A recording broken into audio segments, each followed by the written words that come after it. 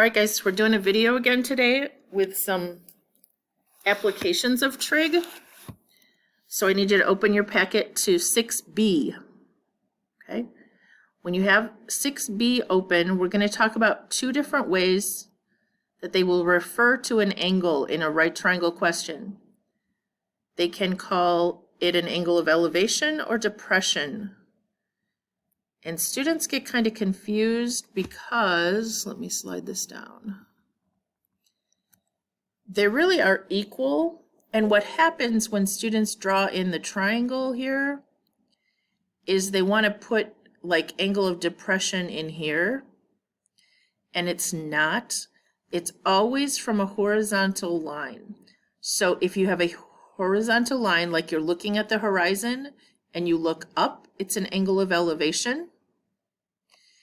If you were up in the balloon and instead of looking out towards the horizon, you looked down to the person here, that would be an angle of depression. But remember, let me see if I can draw this. If you have from the horizon down or the horizon up, those are alternate interior angles. Back from when we did chapter 3 about parallel lines, and so they are equal to each other. The issue is what you cannot do is say use this triangle and use an angle in here. That would be with a vertical line, and that is not an angle of depression or elevation, okay? So this and this are no-goes. It's got to be from a horizontal up or a horizontal down. But if you want to draw this triangle and say my horizontal down angle of depression is the same angle as horizontal up, okay, this angle and this angle will be equal. So angle of depression is horizontal down, angle of elevation is horizontal up. So if we have a big ship out here and he's looking up and seeing a jet flying over, the guy here is looking up 20 degrees, but that means from the jet down to see the plane is also 20 degrees.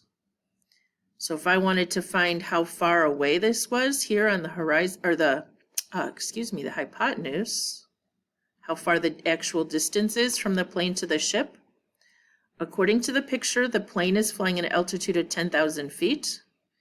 The angle of elevation is 20 degrees. So the direct path here would be x on the hypotenuse. And we would use this as our angle. Across from there, this would be opposite, and this would be hypotenuse. So O and H would be the sine of 20 degrees equals opposite over hypotenuse, which I'm going to call x. Then if I cross multiply, we get 10,000 going this way. And here we get x times the sine of 20, which some of you have figured out that when the x is in the denominator, it means we always have to divide.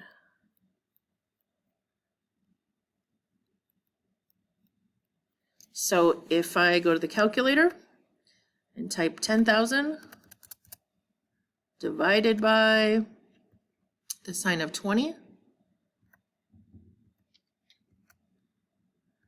I get 29,238. So if he's gonna 29,000, I already forgot. 238. If the ship's going to try to shoot down the plane, or the plane's going to come and land on the ship, I don't know if it's a friendly plane or not, but it's that many feet along this direction here. Okay, so angle of elevation, angle of depression are equal. Now we're going to go through a few more examples. These don't have pictures, so you're going to have to deal with Hofbauer's really bad pictures. A fire hydrant sits 72 feet from the base of a tall building. Okay, tall building. Away from the base out here is a little fire hydrant, which I won't be able to draw. Okay, And this building is 125 feet tall. And the hydrant is 72 feet away. Find the angle of elevation from the hydrant. So if you were the little puppy dog that's sitting here getting ready to use the hydrant and you look up to the top of the building, that would be the angle of elevation. So how far does the puppy have to look up to see the top of the building? So we have from that angle, opposite and adjacent, which makes it a tangent question, but we're trying to find an angle. So it's the tangent of x equals 125 over 72, which means we're going to type second tan of 125 over 72, always second when we're finding an angle. So second tangent, 125 over 72 gives me 60 degrees. So the little puppy is looking up 60 degrees to see the top of the building. All right, let's do a couple more examples here. We have a surfer riding a 7-foot wave. Okay, I don't know if I can draw this. So the shore is over here. Okay, I'm already struggling. So the shoreline is over here somewhere. And the surfer, okay, I give up. Let's just call this the shore. So he has to come over here and look at the shoreline. Out here is the water, but he is at the top of a big 7-foot wave. So he is 7 feet up on his surfboard. Okay, so 7 feet. The angle of depression, so if he were to look straight out, he would have to look down 10 degrees. Because remember, it's got to be from a horizontal line. So he's looking down 10 degrees, which means there is also, means from the angle from the guy on the beach watching for him, the lifeguard maybe, he has to look up 10 degrees to see the top of the wave up here. What is the distance from the surfer to the shoreline? Okay, well, doesn't seem very clear to me, but I'm going to say it's this direct line. Okay, so we're going to try to find that. The right angle in our picture would be over here, so this is our hypotenuse we're trying to find. The 10 degrees, okay, is opposite of the 7.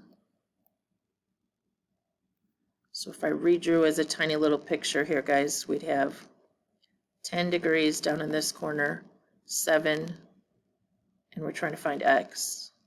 Okay, opposite and hypotenuse. So we're going to set up sine because it's opposite over hypotenuse. So we'd have the sine of 10 degrees equals opposite over hypotenuse. X is in the denominator, so we're going to do 7 divided by the sine of 10 degrees. 7 divided by the sine of 10 degrees. He's 40 feet away from the beach, the shore.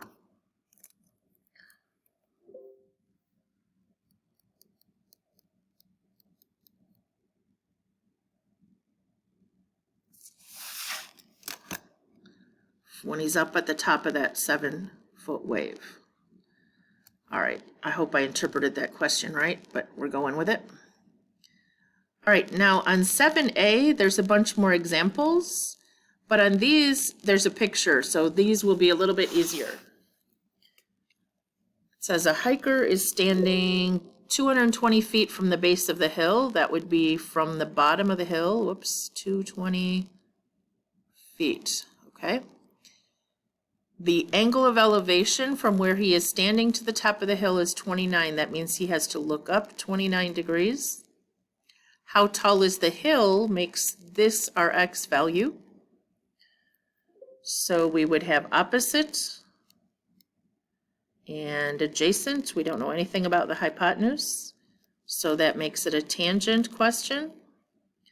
TOA, tangent of the angle equals opposite over adjacent. Okay, so since the x is on top, we are simply multiplying 220 times the tangent of 29.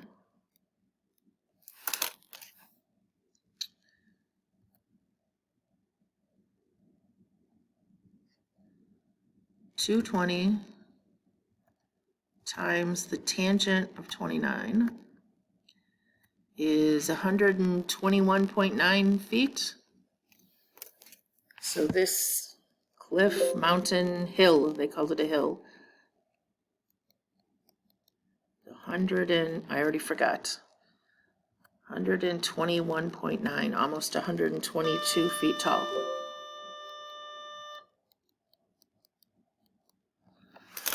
Okay. So let's see if I can do one more. Well, maybe I'll just label a couple and then you guys can solve them. How's that? Because I'm running out of time here.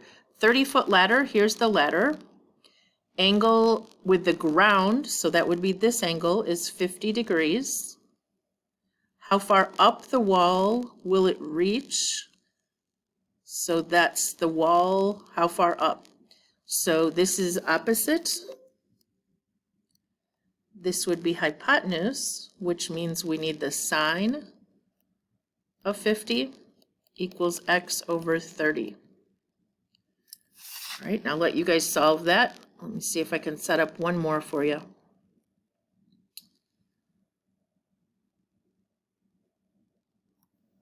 right, this one's finding an angle. Alex is standing on the ground and looks up. If the plane is flying an altitude of 2 miles, so here, oh, that's supposed to be straight up and down, badly drawn. This is 2 miles up. And the distance along the ground is 5 miles, so it's not drawn proportionally here, but what is his angle of elevation? So what is his angle looking up? So this would be opposite and adjacent, which is TOA.